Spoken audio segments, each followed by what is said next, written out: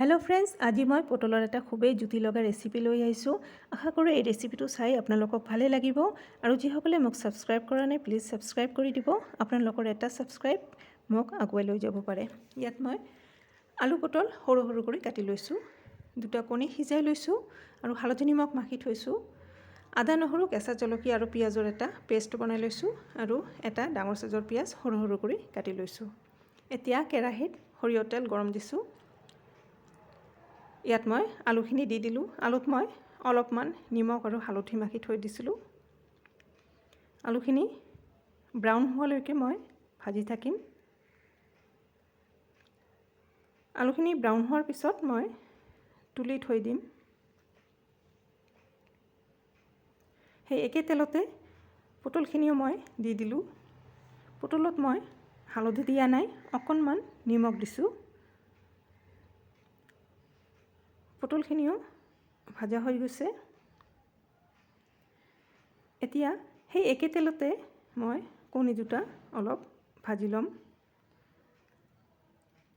কণী দুটা বেছি ভাজিব নালাগে, অলপ লাৰি চাৰি মই নমাই থৈ দিম। এতিয়া সেই একে তেলতে মই আৰু অলপমান তেল দিছোঁ। দিয়াৰ পিছত তেলখিনি গৰম হোৱাৰ পিছত মই আধা চামুচ জিৰা দিলোঁ, তেজপাত দিলোঁ আৰু দুটা শুকান জলকীয়া দিছোঁ। এতিয়া মই ইয়াত কাটি ৰখা পিঁয়াজখিনি দি দিম।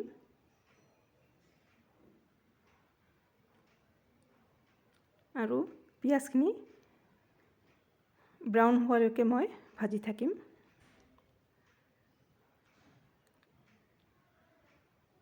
পিঁয়াজখিনি ব্ৰাউন হোৱাৰ পিছত ইয়াত মই পিঁয়াজৰ পেষ্টখিনি দি দিম আৰু ভালদৰে ভাজি থাকিম যেতিয়ালৈকে আদা নহৰুৰ কেঁচা ভাৱটো নাইকিয়া হৈ যায়, তেতিয়ালৈকে মই ভাজি থাকিম। মছলা মই লৈছোঁ আধা চামুচ জিৰা গুড়ি, আধা চামুচ ধনিয়াৰ গুড়ি, জলকীয়াৰ গুড়ি আধা চামুচ, হালধিৰ গুড়ি আধা চামুচ আৰু গৰম মছলা আধা চামুচ লৈছোঁ আৰু নিমখ সোৱাদ অনুসৰি লৈছোঁ। এতিয়া এই পেষ্টখিনি ভাজা হৈ গৈছে।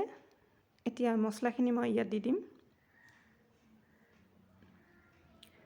এই সময়ত গেছৰ ফ্লেমটো অলপ কমতে ৰাখিব, নহ'লে মছলাখিনি জ্বলি যাব পাৰে। ইয়াত মই অলপমান পানী দি দিম। পানী অলপমান দি মছলাখিনি মই ভালদৰে ভুনি ল'ম।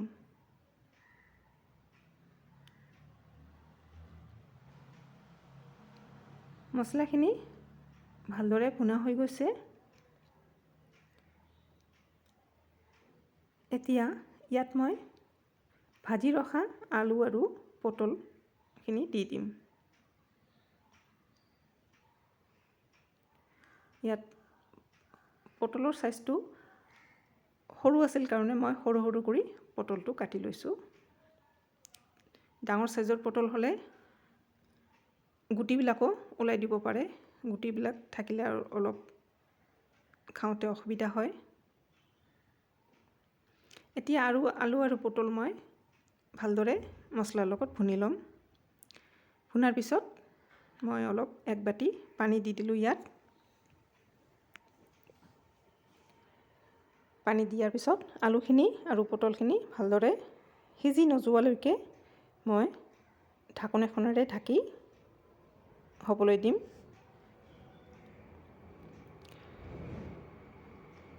এতিয়া মাজে মাজে মই লাৰি থাকিম।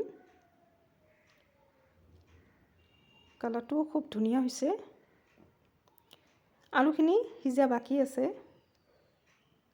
সেয়ে ইয়াত আৰু অলপমান মই পানী দি দিলোঁ আৰু ঢাকি দিছোঁ মই।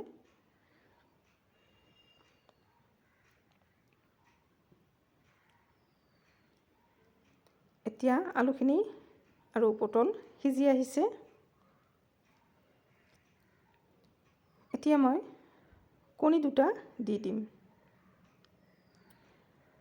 আৰু অলপ সময় হ'বলৈ দিম। যদি কোনোবাই কণী নাখায় তেনেহ'লে কণী স্কিপ কৰিলেও হ'ব। অকল আলু আৰু পটলৰ এনেদৰে চব্জি বনাই খাব পাৰিব। এতিয়া মই অলপমান চেনি দি দিলোঁ।